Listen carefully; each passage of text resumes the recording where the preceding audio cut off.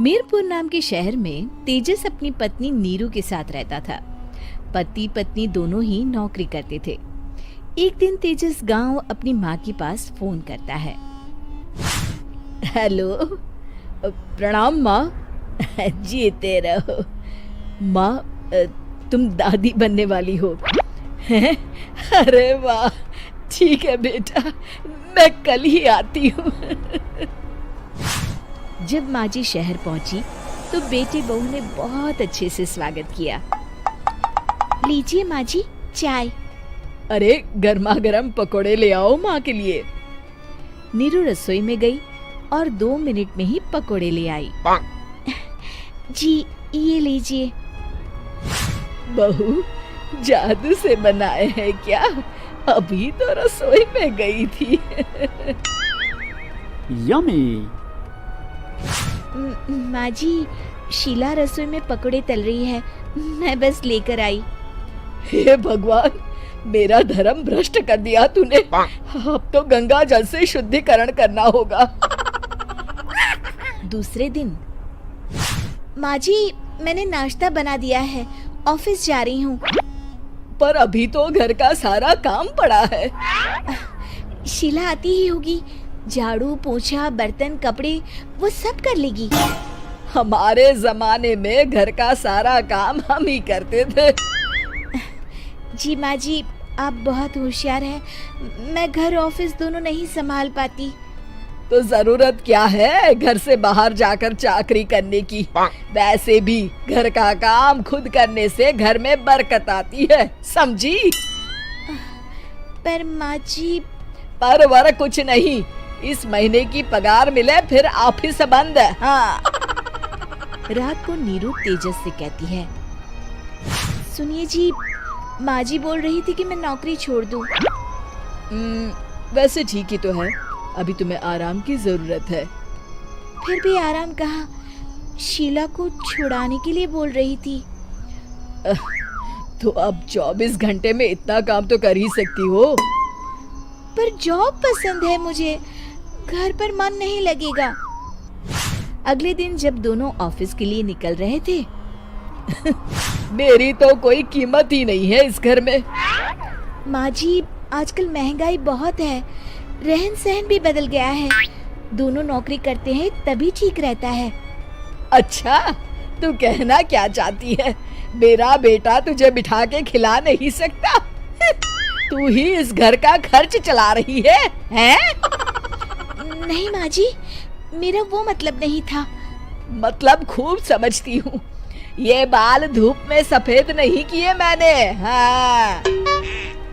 अब तो ये रोज का काम हो गया था। तेजस भी रोज की झिकझिक से परेशान हो गया था।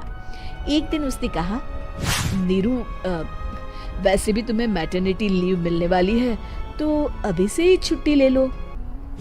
पर क्या, मेरी सैलरी अच्छी खासी है। आखिर नीरू ने रिजाइन कर दिया। जब बच्चा हुआ तो घर में सब बहुत खुश हुए। कुछ दिनों बाद तेजस फाइल देख रहा था। क्या हुआ तेजस, कुछ परेशान लग रहे हो? अब हाँ, वो हमारी जितनी सेविंग्स थी वो तो हॉस्पिटल में और छठी के फंक्शन में खत्म हो गई है नीरू।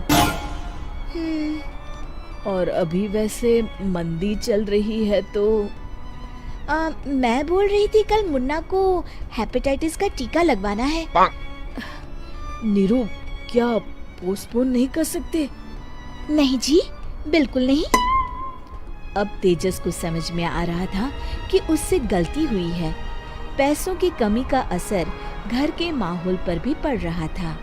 अगले दिन, बेटा मेरा चश्मा और ये दवाइयाँ ले आना, पर्चा देते हुए माँ जी ने कहा।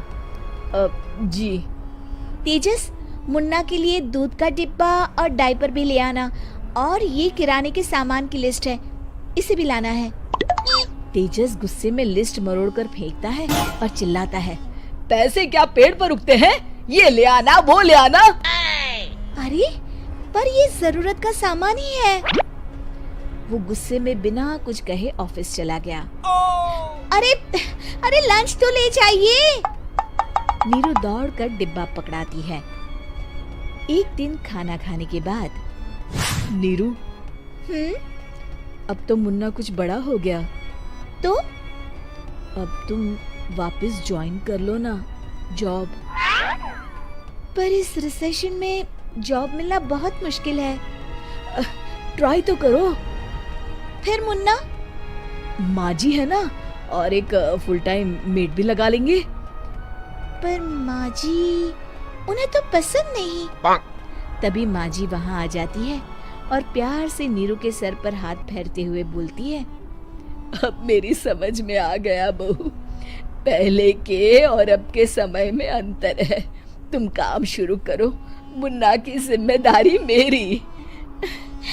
मेरी प्यारी माँ जी। ये कहकर नीरू उनके गले लग गई। शिक्षा, परिवर्तन संसार का नियम है, हमें भी समय के साथ चलना चाहिए। उम्मीद है कि आपको हमारी ये कहानी पसंद आई होगी।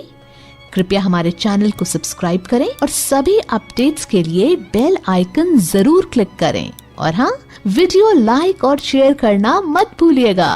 Bye bye.